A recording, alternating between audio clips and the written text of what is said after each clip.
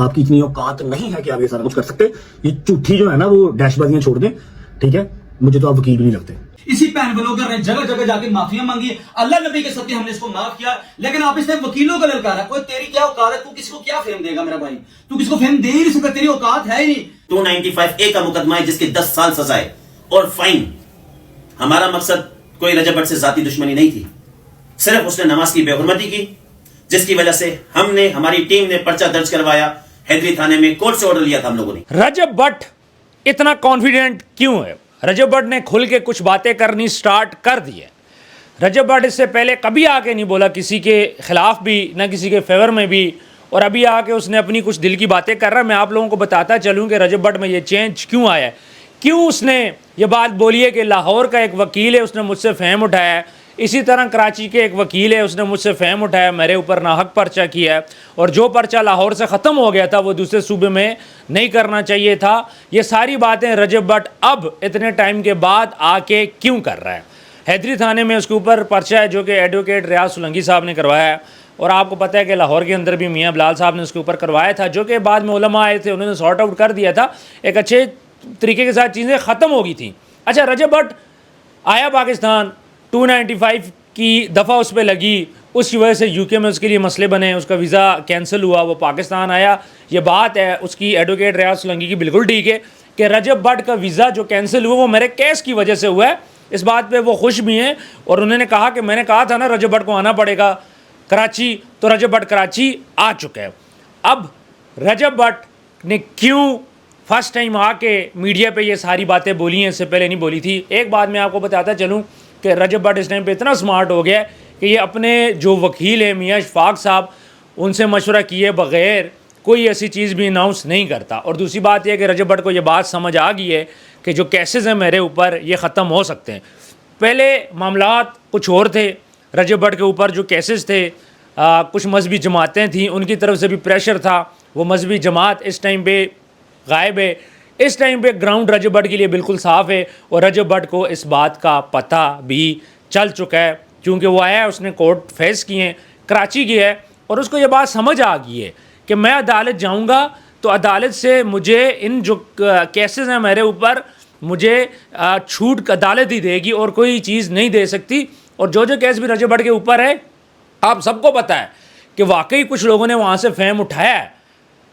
اور یہ جو نماز والا سارا معاملہ تھا, اگر میرے پاس ایڈوکیٹ ریاض سولنگی صاحب آئے تھے, میں نے ان سے پوچھا بھی تھا, تو انہوں نے یہ بات بولی تھی کہ رجب بٹ آئے گا پاکستان. تو اگر رجب بٹ کے اوپر کوئی اس قسم کا مذہبی معاملہ ہے جو کہ لاہور کے اندر علماء نے اس کو چھوٹ دے دی ہے, تو مہربانی کرو آپ بھی دے دو, لیکن میری بات وہ نہیں مانے, بلکہ وہ کسی کی بات بھی نہیں مانے. ہاں, اب جو کیسز کی سٹیٹس کی بات کروں, پاکستان آئے, اسلام آباد میں راہداری ضمانت لی, ندیم نانی والے نے بھی لی, زرگ نے بھی لی, سب نے لی.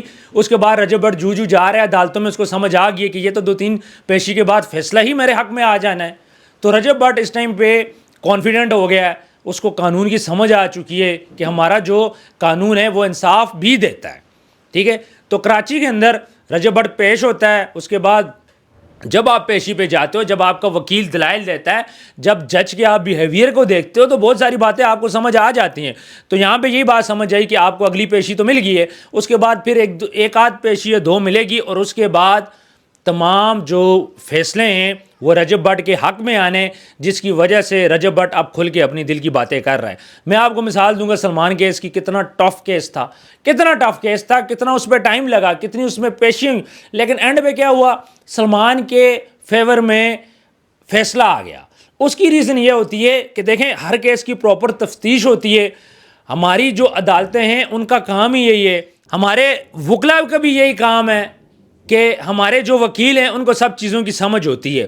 اب رجب بٹ پہلے مسئلہ کیا بنا تھا, پہلے اس کے وکلا جو تھے, ظاہری بات ہے وہ ایک لیول کے تھے. ابھی جو وکیل انہوں نے ہائر کیے ہیں, میاں اشفاق صاحب, ان کی سروسز لی ہیں, تو ڈیفینیٹلی وہ ایک پائے کا وکیل ہے. اس نے رجب بٹ کو یہ بات بولی ہے, بھائی تیرے پہ تو کیسز ہی کچھ نہیں ہے. NCCIA کی کچھ چیزیں ان کے ہاتھ میں نہیں تھی, باقی جیسے ہی NCCIA والا مسئلہ حل ہوا ہے, رجب بٹ کے اوپر جب UK کے اندر ویزا کینسل ہوا تو میاں اشفاق صاحب نے اس کو بولا کہ آپ آ جاؤ پاکستان, کوئی مسئلے والی بات نہیں ہے, کوئی گھبرانے والی بات نہیں ہے, یہ تو کیسز ہی نہیں ہے. رجب بٹ کسی اور ملک بھی جاتا, اگر میاں اشفاق صاحب اس کو بولتے وہ دوسرے ملک چلا جاتا, لیکن میاں اشفاق صاحب نے اس کو بولے بھائی تو آ جا پاکستان. اب وہ پاکستان آیا, پہلے اسلام آباد سے لی, پھر اس کے بعد لاہور میں پیش ہوا, کراچی میں پیش ہوا, اور ایک ایک پلیٹ فارم ہموار ہو چکے. اور آپ کو میں گارنٹی کے ساتھ بول رہا ہوں 2 سے 3 پیشیوں میں تمام سینیریو ڈیفرنٹ ہو جائے گا, اور رجب بٹ کے اوپر جو الزامات ہیں تمام الزامات اس کے اوپر ختم ہو جائیں گے.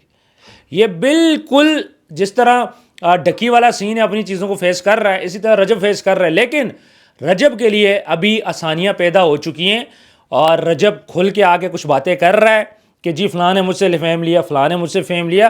رجب بٹ کو بھی یہ بات سمجھ آ گئی کہ میں نے کون سا وکیل کرنا ہے, کون سی چیزیں میں نے کرنی ہیں, کون سے پروف میں نے دینے ہیں. بہت ساری باتیں جو میرے دل میں جو میں آپ لوگوں کے ساتھ نہیں کر سکتا. میں اس لیے نہیں کرنا چاہتا کہ پرانی باتیں میرا خیال ہے کہ یہاں پہ نا اس کو نہیں اچھالنا چاہیے, ورنہ میرے پاس یقین مانے یہ جو مذہب کے کیسز رجب کے اوپر ہوئے ہیں, اور جس نے بھی ان کے خلاف رہا ہے ان کی بہت ساری ایسی چیزیں جس کو ہم لوگ ڈسکس کر سکتے ہیں, لیکن نہیں کروں گا. میں ان چیزوں میں نہیں پڑھوں گا. میں نہیں چاہتا رجب کے لیے مسئلہ بنے یا کسی کی دل آزاری ہو. یہ سارے ہمارے بھائی ہیں, یہ وکلا ہمارے بھائی ہیں, یہ وکلا ہی ہیں جو ہمیں انصاف دلاتے ہیں. اور ایک بات یاد رکھیے گا کہ رجب بٹ کو اس ٹائم پہ جو انصاف دلا رہا ہے وہ بھی ایک وکیل ہے جو اس کے لیے بھاگ دوڑ کر رہا ہے, سب کچھ کر رہا ہے. جج ہیں جنہوں نے اس کو ضمانتیں دی ہیں. تو یہاں پہ آ کے یہ بولنا جی رجب بٹ جی وکیلوں کے خلاف کوئی بات کر رہا ہے, نہیں, وہ کسی بھی نہ وکلا کو ٹارگٹ کر رہا ہے, کسی کو نہیں ٹارگٹ کر رہا ہے. ایک وکیل کی سروسز اس نے لی ہیں, ان کے کہنے پہ سب کچھ کر رہا ہے. اسی طرح اسلام آباد میں جج کے پاس پیش ہوا, لاہور میں جج کے پاس پیش ہوا, اس کے بعد کراچی میں جج کے پاس پیش ہوا. تو وہ اپنے لیگل میٹر کو اپنے طریقے سے ڈیل کر رہا ہے. اب دوسری سائڈ پہ میں بات کروں گا جو اس کے مخالفین ہیں, جن لوگوں نے کیسز کروائے ہیں. تو دیکھیں نماز کا معاملہ ہے, اور نماز کے اوپر جی بہت سارے لوگوں نے ویڈیو بنائی, نہیں بنانی چاہیے, بالکل اچھی بات ہے. اور اس کیس کو نا پرسنل لینا, ضد میں لینا, اور یہ بولنا جی رجب بٹ آئے گا کراچی اور یہ وہ. دیکھیں اللہ کا جو میٹر ہوتا ہے نا یہ پرسنل نہیں ہوتا. ہماری کوئی اوقات نہیں ہے, میں اپنی بات کروں, میری کوئی اوقات بھی نہیں ہے کہ جو بھی اللہ کا کام ہو. ابھی جس طرح صوفی گجراتن والا معاملہ ہوا, ہم نے اس پہ آواز اٹھائی, جتنا ہم لوگ کر سکتے تھے ہم نے کیا. ایک غلط چیز تھی. یہی ہوتا ہے کہ ہمارا کام ہوتا ہے آواز اٹھانا, اس کے بعد اداروں کا کام ہوتا ہے چیزوں کو دیکھنا. پھر جب کوئی بندہ جب کوئی معافی مانگ لیتا ہے اس چیزوں کو بھی ہمیں دیکھنا چاہیے. صوفی گجراتن نے تو حد ہی کراس کر دی, اس کے باوجود اس کے ساتھ وہ کچھ نہیں ہوا جو رجب کے ساتھ ہوا ہے. حالانکہ وہاں پہ آپ دیکھیں کہ کیا کچھ نہیں ہوا اس کے رجب کے ساتھ. صوفی گجراتن نے تو ایسی حرکت کر دی کہ میں اب کیا اس پہ بات کروں. تو لہٰذا جب اسلام کو آپ اپنی پرسنل انا پہ لے آؤ تو پھر آپ نقصان اٹھاتے ہیں سر. یہ میں بالکل کھل کے کہوں گا. میاں بلال صاحب نے کیس ختم کیا جب علماء سامنے آئے, اس چیز کو میں اپریشیٹ کرتا ہوں کہ اس بندے نے اس کیس کو ختم کیا علماء کے آنے پہ. جو فیکٹ ہے وہ فیکٹ ہے, ٹھیک ہے, ویڈیوز بنی, ویوز بنے, سارا کچھ ہوا, لیکن ایٹ دا اینڈ کیا ہوا, اس بندے نے اس چیز کو کلوز کر دیا. اسی طرح کراچی کے اندر ایڈوکیٹ ریاض سولنگی صاحب کو بھی یہ چیز کلوز کرنی چاہیے. اس لیے کلوز کرنی چاہیے کہ دین کا معاملہ ہے, مذہب کا معاملہ ہے. اور سب سے پہلے میں ایک بات بولوں گا, میں اپنی بات کروں, مجھے نا خود اپنے گربان میں جھانکنا چاہیے کہ میں کتنا اچھا مسلمان ہوں. میں اپنی بات کروں گا, میں کسی اور کی بات نہیں کر رہا. پہلے میں نے اپنے آپ کو ٹھیک کرنا ہے, پھر میں نے دوسرے کو ٹھیک کرنا ہے. ٹھیک ہے, رجب نے اگر کر دی تھی نماز کی, آپ کو ویڈیو نہیں پسند آئی تو آپ کیا کرتے, نوٹس بھیج دیتے رجب کو. ہمیں بھی نوٹس آئے, ہمیں بھی وکلا نوٹس بھیجتے ہیں, اپنے پرسنل بھیجتے ہیں. یہ نہیں ہے کہ وکلا کی ہم سے کوئی ضد ہے. اگر ہم سے کہیں مسٹیک ہوتی ہے کسی لا فارم کی طرف سے, پہلے ہمیں نوٹس آتا ہے, پھر اس کے بعد عدالتوں کی طرف جاتے ہیں, ٹائم دیا جاتا ہے. تو یہ سارے معاملات ہمارے ساتھ ڈیلی بیسس پہ چلتے رہتے ہیں. آج تک کوئی ایسا وکیل نہیں ہوا کہ جس نے ہم سے پہلے بات نہ کی ہو اور ہم سے اپنے معاملات سارٹ آؤٹ نہ کیے ہوں, اور اس کے بعد پھر جب ہم سے نہیں سارٹ آؤٹ ہوئے تو پھر وہ آگے کورٹ کچہری میں جاتے ہیں. اور یہ پوری دنیا کا, پورے پاکستان کا ایک سسٹم ہے کہ یار جس سے غلطی ہوئی آپ پہلے اس سے کانٹیکٹ کرو, اسے بتاؤ کہ آپ سے غلطی ہو چکی ہے, ٹھیک ہے آپ ٹھیک کرتے ہو, صحیح ہے, نہیں ٹھیک کرتے میں کورٹ جا رہا ہوں. اب یہاں پہ انہوں نے کر تو دیا جس طرح بھی سفارش کی, جیسے بھی کیا. ان 295 میں صرف واحد ایڈوکیٹ ریاض سولنگی صاحب ہیں, انہی کا ہی جو ایف آئی آر ہے وہ ایکسیپٹ ہوئی ہے, جس کی بیس پہ اتنا سب کچھ ہوا ہے.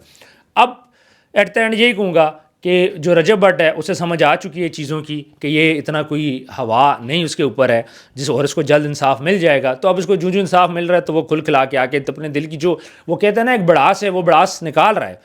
تو ہوتا ہے انسان کے ساتھ, ظاہری بات ہے, آپ باہر آپ گئے ہو, یو کے گئے ہو, کبھی دبئی آپ بھاگتے ہو, فیملی ڈسٹرب, گھر ڈسٹرب, ساری چیزیں ہوتی ہیں. لیکن یہاں پہ ایک سوال اٹھتا ہے کہ اگر رجب بٹ بے گناہ ثابت ہوتا ہے تو پھر جن لوگوں نے اس کے اوپر کیسز کیے اس کے اگینسٹ کیا کیا ان کو بھی کوئی سزا ملے گی؟ یہ بھی ایک سوچنے والی بات ہے نا. جب قانون تو سب کے لیے ہونا چاہیے. اب یہ نہیں ہو سکتا کہ کوئی بھی اٹھے کسی پہ بھی کر دے پرچہ, کوئی بھی ریزن ہو, ہاں جینون ہو پھر تو بات بنتی ہے. لیکن اگر رجب بٹ کیس کو فیس کرتا ہے, اس کا یو کے کا ویزا اس کے لیے ریجیکٹ ہوا ہے اور جج صاحب کہتے ہیں ٹھیک ہے جی یہ بندہ تو بے گناہ ہے, تو پھر کیا ہوگا؟ ایکشن پھر تو زیادتی ہے نا کہ کسی کے اوپر آپ کیس کر لو.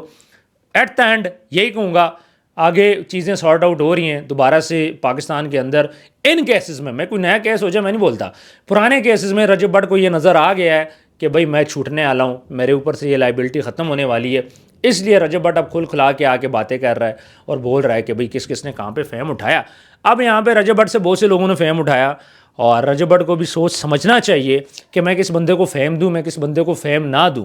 ہر بندہ فیم کے قابل بھی نہیں ہوتا, یہ ساری باتیں سوچنی پڑے گی. اب رجب کو کیسے فیم ملا اتنے کم ٹائم میں؟ اس کے انٹرٹینمنٹ سے اس کو فیم ملا, جس طرح بھی اس کا کنٹینٹ تھا اس کو فیم ملا, دماغ یوز کیا, ولاگنگ کی, ساری چیزیں. اس چیز کو ہم لوگ ایک سیپریٹ سائڈ پہ رکھتے ہیں.